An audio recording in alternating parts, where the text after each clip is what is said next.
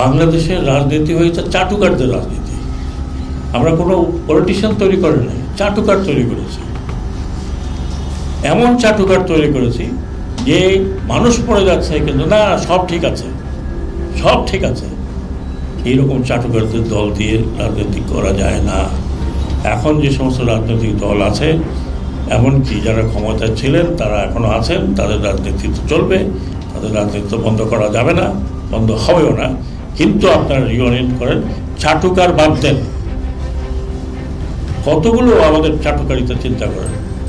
আর একজন নেতা গেছে, তাকে ফুল দিতে দিতে দিতে দিতে কবরই দিয়ে একরকম, আর উনিও খুব আনন্দ পান। মিডিয়া না থাকলে উনি কথা বলেন না। মিডিয়ার সামনে গিয়ে চাটুকাররা প্রথমে আধা ঘন্টা কথা বলে।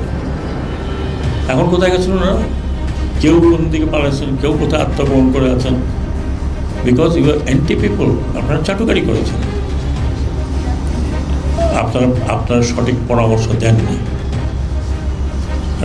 আপনার হালুয়া রুটি খাওয়ার দরকার ছিল। করাপশন, চিন্তা করেন যে একজন পিওন 400 কোটি টাকা নিয়ে যায়। আমি জীবনে 1 কোটি টাকার উপরে চিন্তা করতে পারি না। কত টাকা? আমরা বাড়ি বিক্রি করে দিয়ে টাকা। আচ্ছা, আমি আমারটা সাবমিট করবো। আমি মনে করেন না আমি আগে সাবমিট করছি, আমি করবো না, সময় পাই নাই। Submit it in front of you. আমার কি আছে দেখবেন যে আমার এই ইলেকশন কমিশন থেকে শুরু করে এ পর্যন্ত হোয়াট আই আর্ন একদম হিসাব দেওয়া আছে। এইরকম চুরি পলিটিশিয়ানরা 4,000-5,000 কোটি টাকার কারোর নিচে নাই। 10টা-12টা করে বাড়ি বিদেশে। এখন যারা যেতে পারেন না তারা এখন ঘুরে বেড়াচ্ছেন, টেলিফোন করতেছেন। আর আপনাদের মিডিয়া, কীভাবে মিডিয়াগুলোকে আপনারা করেছেন। এরপরে অন্তত এই পিরিয়ডে কোনো মিডিয়া চাটুকারি করবেন, মিডিয়া বন্ধ হয়ে যাবে।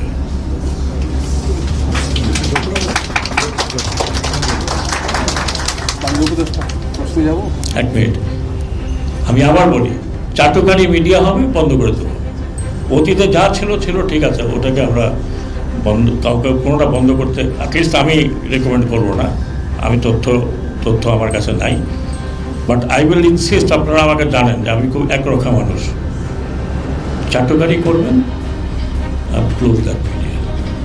সেটা আপনারা আন্তর্জাতিক হাউকাউ করেন, চিল্লাচিল্লি করেন, যা করেন, আই উইল ডু দ্যাট। আমি আপনাদেরকে প্রমিস করতেছি, যদিও আমার বিষয় না, আমার বিষয়ও বটে। এই মিডিয়া আপনারা সত্যি ঘটনাগুলো তুলে ধরেন। আপনারা সত্যি ঘটনা তুলে ধরেন নাই। আপনারা যদি ওই সময় সত্যি ঘটনা তুলে ধরতেন যে কি হচ্ছে, তাহলে আজকে পুলিশের এই অবস্থা হয় না। আপনারা বারবার বলছেন না না না না কিছু হয় না, কিছু হয় না, কিছু না। বিবিসির থেকে আমি দেখতেছি, কিন্তু আমাদের মিডিয়া দেখাতে পারলো না। সেই মন ইউ, সেই মন তার মিডিয়া ওনার। এইভাবে আর মিডিয়া দেওয়া হবে না। ভালো মন্দ দুইটাই উঠাবেন। আপনারা এখানে টক শো করেন, যখন টক শোতে নিয়ে যান আবার লিস্ট দেখেন যে কাকে টাকা যাবে, কাকে টাকা যাবে না। ও সাখাওয়াত সাহেবকে টাকা যায় 2-3 মিডিয়া, বাকিদের ডেকে না। আবার গেলে পরে তখন বলে, নিচে দিয়ে কমেন্ট আসে, আরে উনি তো অমুক পার্টির লোক। কোনো জ্ঞান গর্ব, কোনো আলোচনাই হয় না। আটকায় গেলেই আমরা চলে যাই 1975-এ কী হয়েছিল, 1907। Please don't call them. এদের মেধা শূন্য হয়ে গেছে। আপনারা ডেকেন না এসব লোকজনকে, চাটুকারদের ডাকবেন না, চাটুকারি মিডিয়া হবেন না। আমি বলতে চাই না ভারতে যে নাম দিয়েছে মিডিয়ার, একই নাম আপনাদেরকে দিয়েছে।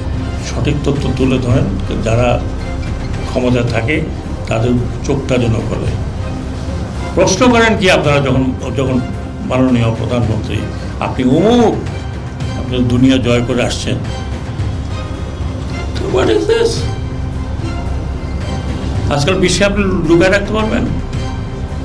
আপনি মিডিয়া আমি না দেখি, আমি তো শত শত মিডিয়া দেখছি। তারপরে কি আকাশ, আপনি এটা বন্ধ করে দেবেন, ওইটা বন্ধ করে দেবেন, ওটা চালানো যাবে না, ইন্টারনেট বন্ধ করে দেবেন।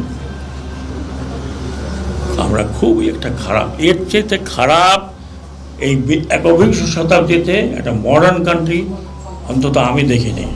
আমার বয়স এখানে যারা আছেন তার চেয়ে বেশি। আমি প্রায় সারাদিন যখন কাজ না থাকে বই হাত সামনে লেখাপড়া করি। I have not seen.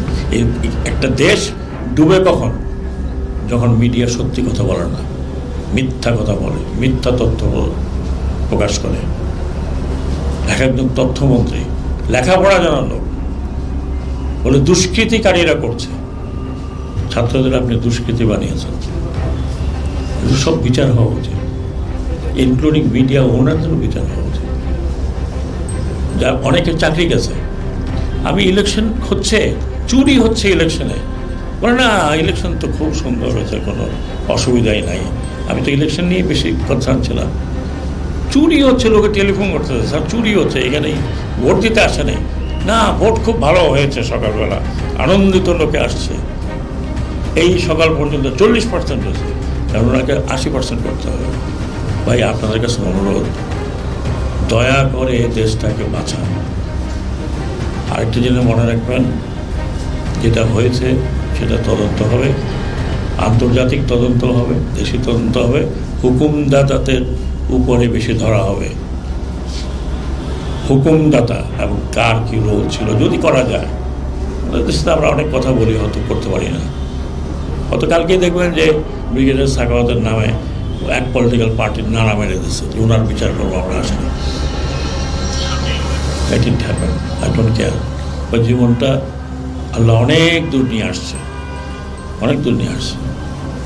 আপনারা আমাকে সম্মান দিয়েছেন, সেই সম্মানের উপরে আর কিছু নেই। আপনাদেরকে অনেক অনেক ধন্যবাদ, অনেক অনেক ধন্যবাদ। আপনারা একটা জিনিস লাস্ট বলে যাই, যা হয়েছে হয়েছে, আমরা ইতিহাসকে ফেরত আনতে পারবো না। এখনও কিছু লোক চেষ্টা করতেছে যে হ্যাঁ এটা করলে পরে, ওনাদের মাথার মধ্যে ঘিলু নাই যে মডার্ন ওয়ার্ল্ডে এটা কখনো হয় নাই। একটা পতিত স্বৈরাচার ফিরে আসে নাই, ফিরে আসলে উনি এখানেই থাকতেন। উনি কেন গেলেন? উনি এখানে থাকতেন, ওনার দল কিছু সার্টিফিকেট এখানে থাকতেন। হোসেন মোহাম্মদ এরশাদ সাহেব তো এক্সাম্পল আমাদের সামনে আছে। ওনার পিছনে তো উনি মেরে ফেলতো লোক, কিন্তু জেলে চলে গেছে, তার পার্টি এখন টিমে চলতেছে। আমরা মনে করি এই পার্টিটি, বিশেষ করে যে আওয়ামী লীগ, অত্যন্ত পুরাতন পার্টি, ঐতিহ্যবাহী পার্টি। এই পার্টিতে নতুন নেতৃত্ব আসবে এবং নতুন নেতৃত্ব এই শিক্ষাটা গ্রহণ করবে। আমি আরেকটা বলে দিয়ে যাই, আমি সর্বতভাবে চেষ্টা করব যে এই দেশে পলিটিক্যাল পার্টি অ্যাক্ট যেন থাকে, এবং অ্যাক্ট অনুযায়ী যদি পলিটিক্যাল পার্টি আপনি চালাতে পারেন চালাবেন, না হলে বন্ধ করে দেবেন। প্রত্যেকটি জিনিস আপনাকে দিতে হবে। আপনার ইলেকশন নাই, কিছু নাই, হাত খাড়া করলাম, আপনিই আছেন। জন্মগ্রহণ করে যার নাম শুনছি সে এখনও আছে, তার রিপ্লেসমেন্ট আর নাই। এভাবে পলিটিক্যাল পার্টির দুনিয়াতে কোথাও নাই। ভাই অনেক কথা বলে ফেললাম, ভুল বললে ক্ষমা করবেন। আমি এক্সট্রিমলি সরি।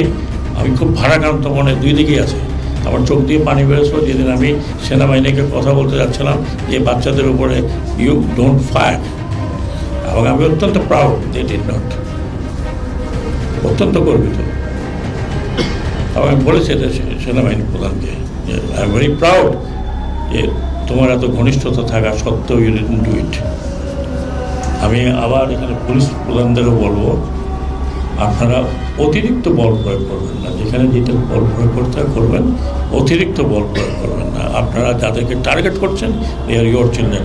আমার মনে আছে, আমি লাস্ট কথাটা বলে শেষ করব, এই ইউনিফর্ম পরা একজন ছেলে, তার ছেলেকে যখন বুকে গুলি মেরে মারা হলো, একজন বোধহয় কনস্টেবলটা, আমি জানি না কী র্যাঙ্ক, উনি ফোন করে বললেন, স্যার। এ ধরনের নতুন নতুন খবর পেতে আমাদের চ্যানেলটিকে সাবস্ক্রাইব করে বেল আইকনে ক্লিক করুন। দেখা হচ্ছে আগামী পর্বে। সে পর্যন্ত ভালো থাকুন, সুস্থ থাকুন। ধন্যবাদ।